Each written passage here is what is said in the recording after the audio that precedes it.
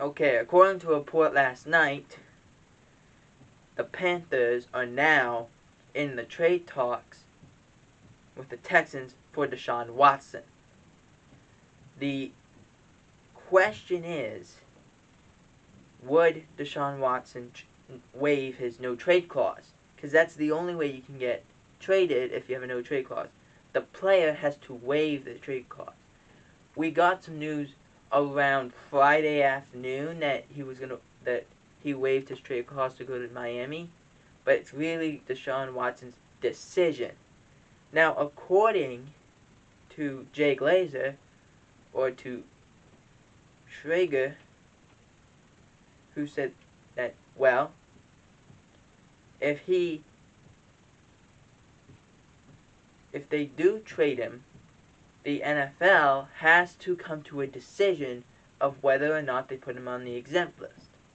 If they choose yes, they will, now there's a whole situation. Does the Texans have to give back the pick, or do they have to make it a later pick, possibly in a few years?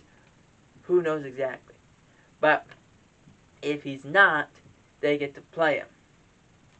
And in that situation, there's a lot of things up in the air. Obviously, the complaint, the 22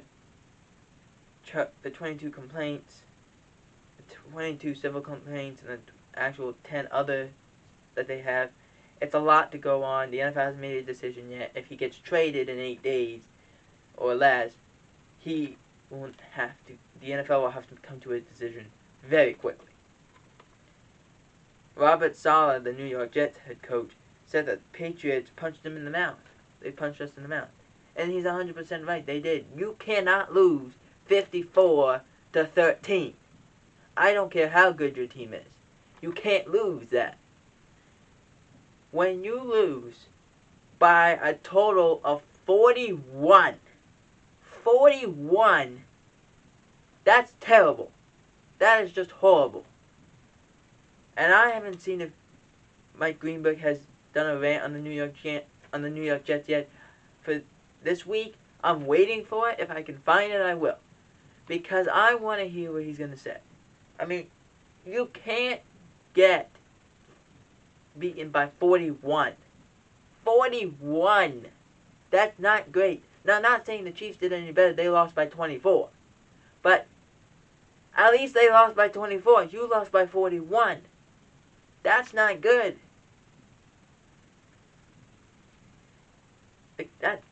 What do you want me to say?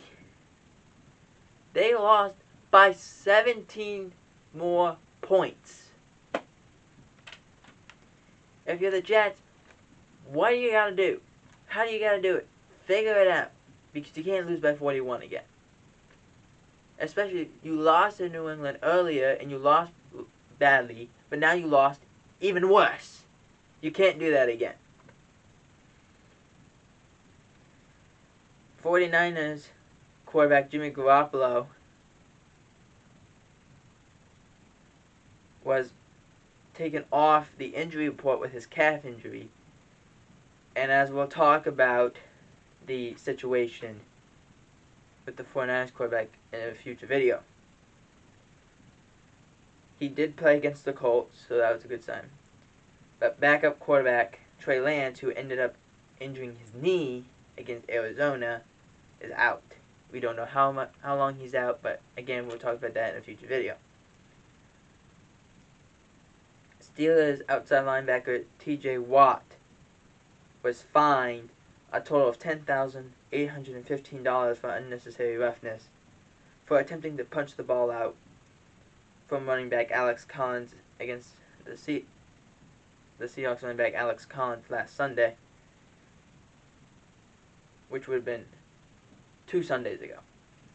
And again, as I'm going to talk about, you get to these numbers. Why are they always like weird numbers? It's not $800 or $850. It's $815. It's like, that's so exact. Like, we really should take the money down. Cowboys guard Connor Williams was fined $16,394. He again exactly could have gone to $16,400, or only $16,300, but they went $16,394 for an unsportsmanlike conduct. And I put this down: not shown on television. I don't know how you're going to throw a flag on something and not show it on television so we know what the flag is for. I don't understand. And Trayvon Diggs was fined $7,981 for unnecessary roughness as well. I don't understand where they're getting these numbers. I have no idea. I'll try to explain to everyone. I mean, Trayvon Diggs was getting grabbed the whole beginning of the game, so he ended up pushing back. He ended up pushing the guy in the face mask. I get that one. It kind of makes sense, but these numbers are a little ridiculous. The TJ Watt, when he's trying to punch the ball out, I don't think that's a penalty. He's not punching the guy. He's punching the ball. He's trying to get to the ball, which normal people do all the time. I don't see how that's a penalty. But Connor Williams one, I don't understand how it's a penalty at all because we haven't seen the penalty yet. And also the numbers of Watt's got fined $10,815. Williams got fined $16,394, and Diggs got fined $7,981. These numbers really are out of thin air. It's unbelievable.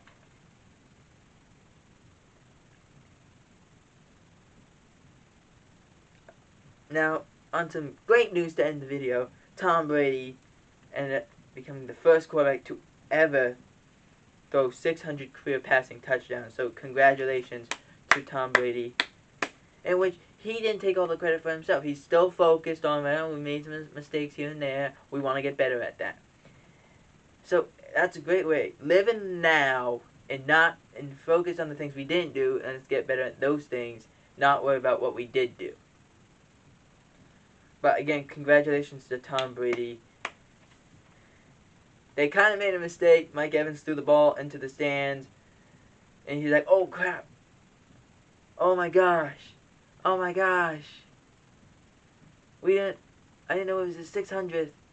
So they had a staff member go and ask for the ball. And they ended up getting him a ball. Another game ball. And I presume they said they were going to get him a jersey, probably signed, probably from Tom Brady, maybe get a picture with Tom Brady, who knows. But that ball's going from the game right to Canton, or probably right to Tom's memorabilia stand, which should be everywhere by now.